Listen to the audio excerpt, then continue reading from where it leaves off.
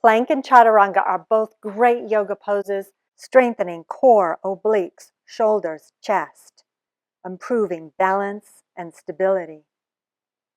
But they can be really challenging. So how do you modify them? Hi everyone, I'm Genene, and today we have a very quick tutorial for you. How to modify Chaturanga and Plank pose while you're in the kitchen. All you need is a kitchen and a chair.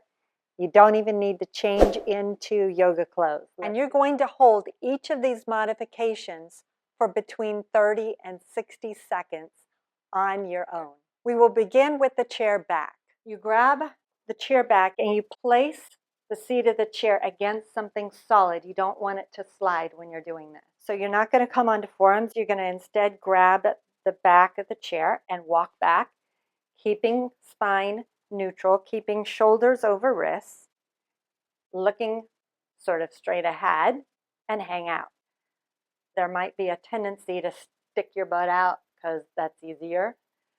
So focusing on not doing that and not swinging the hips forward, finding neutral spine, strong abs.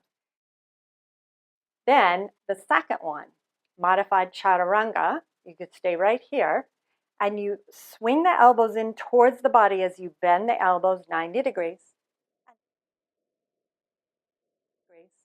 and then come up. Doing it on the chair seat, modified plank, makes sense, on forearms, and walk back. This is going to be more challenging, and you're going to be more likely to hunch in the shoulders, so watch that. And then that number 2, the modified chaturanga, can do this. Here you grab the chair, or better, here, hold, and then bend the elbows, hold,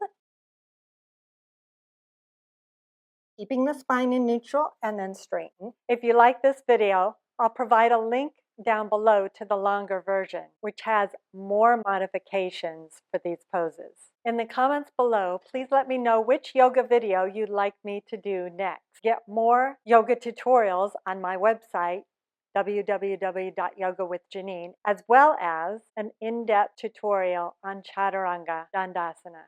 Until next time, namaste.